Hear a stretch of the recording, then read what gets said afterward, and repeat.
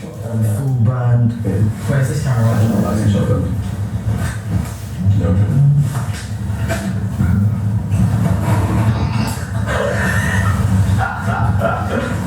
Alrighty. Casting cabbage. Really well, Henry, play guitar. Well, and I play guitar and I sing and also have a cowbell.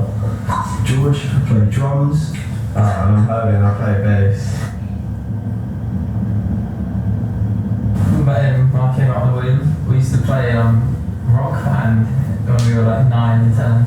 So then we got real instruments and just started jamming out. Put a few bands together. Sure, some of them were alright, some of them were not.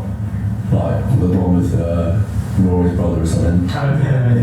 Like just not mucking about really, and fully started like doing proper like English garden stuff like in the last like year or so. So yeah. Because you guys had a band before, and then I met you all and started playing with Henry and George, and then yeah, when you decided to start doing the English garden stuff, these guys just hit me up like, oh yeah, do you want to like get involved?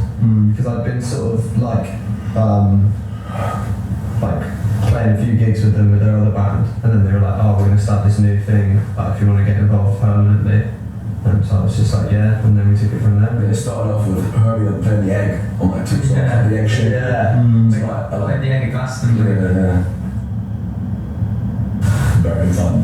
Very fun. Sick. Felt like proper like a proper band like driving through. That one in the car like to go through the festival. We're like We had to drive like behind the festival through the little Yeah. security bits. And then like the whole like backstage area was really nice and like sort of food and a hot tub and that. But we were doing the hot tub because full of naked old men. So I mean that was Promise Victoria back in, but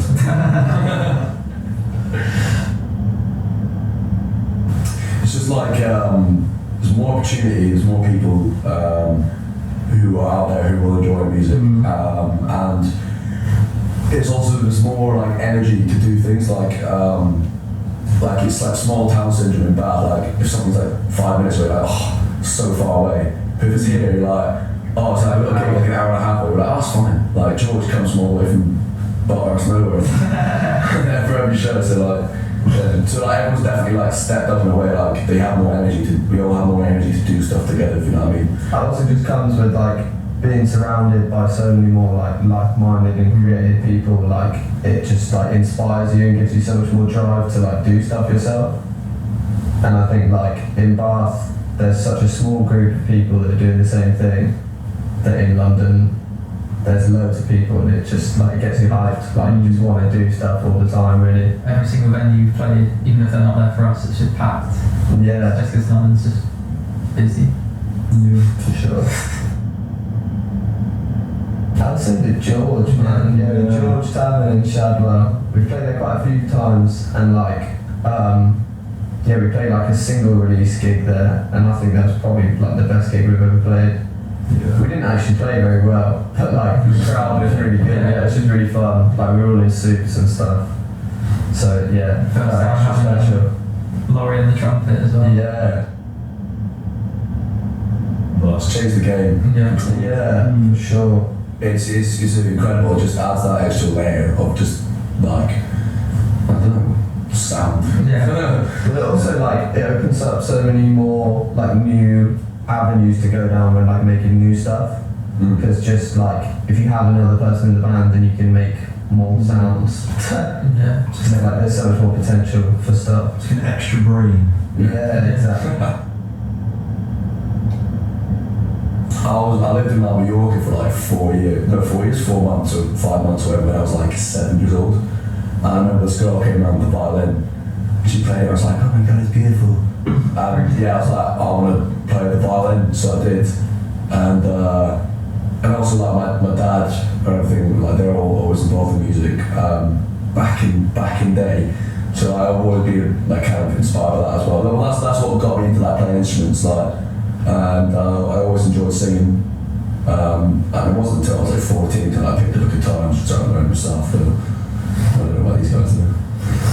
Maybe cousin Chris for me, because we've got this cousin who's like 10 years older than us.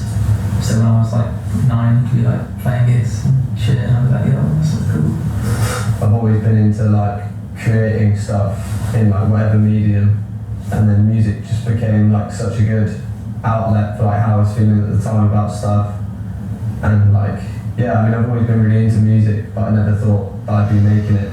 And then now I guess it's crazy how quickly it like takes over. Like now it's like the only thing I do, and like 3 years ago I didn't even play guitar.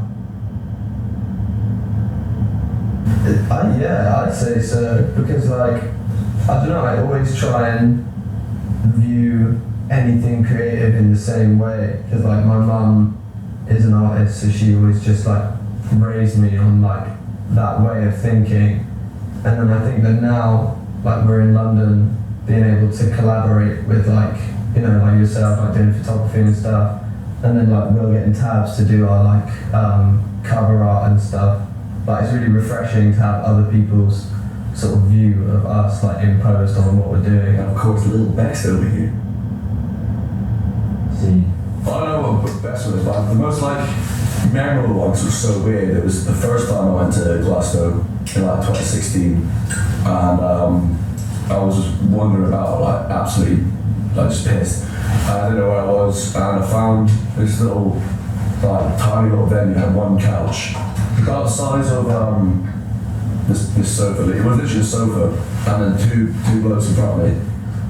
One literally playing a snare, and I had, and the other one was playing this like 2-string guitar. And I was there like, oh, they're like so good. I don't know if you know if they're good or not. It was just really interesting, and I remember just being there like, whoa, this is quite fun. I do enjoy this music thing. It's quite interesting. Yeah, I just remember that being a really memorable thing watching. Yeah, I can't remember if they were good or not. They were probably not. Well, yeah, for the stage play thing, I'm quite wiggly. Like I need to get my energy out, so I quite like doing it. But You said you like performance more than... yeah, I see myself more as a performer than a musician, personally. I don't really get moves from anyone, but I guess the most like inspiring like mover on stage would definitely be like Mick Jagger or something. Because I watched him in what's the Principality in Wales, what do you call it? Is that what's called? The big old stadium anyway. Yeah, I was like right at the front of that, and I was just seeing this like 75-year-old like prune like dancing about like for an hour and a half, like so much energy. I was like, yeah, that's sick. Best bands I've seen is not like a band playing music, it's like a whole performance, like you were saying. Like the bands that really captivate you are the ones that have really thought about their set and like how everything goes into everything, and like the way they like carry themselves on stage is so particular. As opposed to just getting up and being like, oh, you're really bad, I'm going to play some songs. Yeah, this song's that. Like, Yeah. definitely learned from experience by being in shitty bands in the past, like on how to actually like construct a set, because and also like, you know, realise what songs are trash and what was actually decent, and how they go into each other, like, you know what I mean? So the songs are the easy bit, it's like in between It's songs. all about the transitions. Just the whole thing is one. Because I think, yeah, that's what really captivates people and makes it more of a performance for me personally. Yeah. because instead of like song clap, song cheer, song love, it's like constantly moving in, and like as like if a crowd's cheering for the last song, it sort of like merges the two songs together, so it's always like a bit of like in between, without having to be like just a song and then waiting for them to cheer, and then a song again, and then doing the same all the way around. It's quite nice having it all like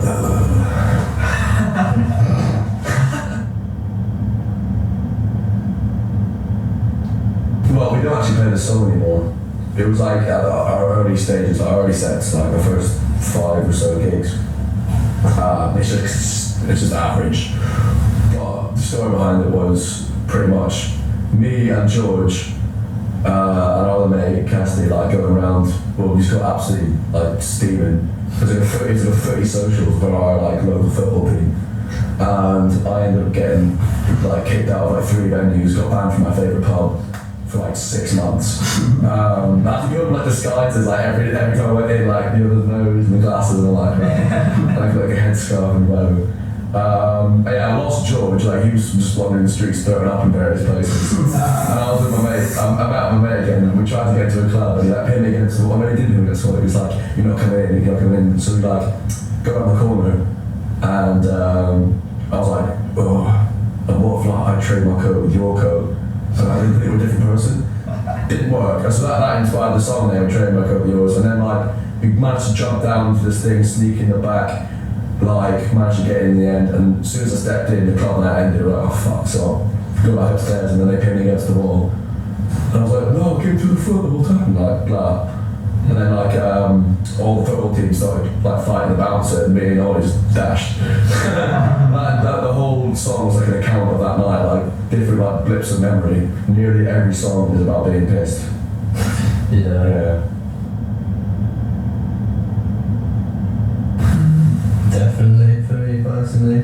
Like when, like last week we had like 2 gigs, and after that I was like, I don't even want to think about music for a few days. Like, because it does, like we were saying with trying to make it like more of a performance than just like playing songs. It does, I feel like you do leave a bit of yourself on stage, like it does really take it out of you. I'm always thinking about it, that's for sure, like at least like what more can you do, what's the next thing, like for example the other day, like I was bored and I was like, I love an English garden hat, so I just went on a hat website and got myself a hat, and it's arriving like next week. Well, it's not even a hobby or a job, it's a dream, so I guess you can never really stop. But like, pursuing a dream, like, I mean, if you see it as a hobby, then that's it's going to stay at that. It's just because a hobby's like, well, you have a model train, so you're like, oh, it's like something you're like, oh, unless you want to be the best, the hobby maker, best train set until I don't care. Like, you know what I mean? It's not a job either because I don't feel like. Yeah, it doesn't feel like a job. It doesn't feel like I'm forced to do this or I have to do it to, you know, make money. We don't really, well, at the moment, we don't do it for money at all. It's just a bonus, you know, if you do get paid, like, it's alright. For sure. Yeah. Yeah, I think it's a matter of time. I think it's been quite soon because, like, we've only just started really, and like, every show we get about at least 3 different promoters or people saying like, oh, how can we help you out? Like, can we do something? We really enjoyed that. So it's the most exciting I've ever been like in doing a music project because it feels like there's really that spark there and people really enjoy it. So you know, just if we just, I mean, it's a cliche, but if we just keep doing what we do. Yeah, for sure. Yeah, I think once, you know, if we can find like more of like a team behind us, like a manager and stuff, like to help sort of stuff out, then like I think with that will come like bigger, better opportunities. Because at the moment, like we do very well just doing everything ourselves, but like it is because we don't have the knowledge of the industry or whatever as much. Like it can be difficult sometimes. But yeah, I think like soon enough, someone will come along and then we can sort of take that next step. Wake up, Pants. got us pie and mash. Pub, like go to the footy game, then play a gig, and then watch a movie. I'd probably wake up, have a lie and have a bath, watch some TV, and then just, I don't know, sit somewhere nice with like my close friends, just chill, couple beers, couple cigs. Probably for me to be get up, definitely I reckon. Get either play or watch football, and then from there go and play a gig, and then just relax after that, to be honest. Just like chill, watch a movie, some beers. Yeah, just chill, yeah, probably. Either that or pub. One of them. Yeah, probably. Yeah. Well, yours would just be pub. Dog and bollocks, fish and chips, couple of pints. 10 pints of milk.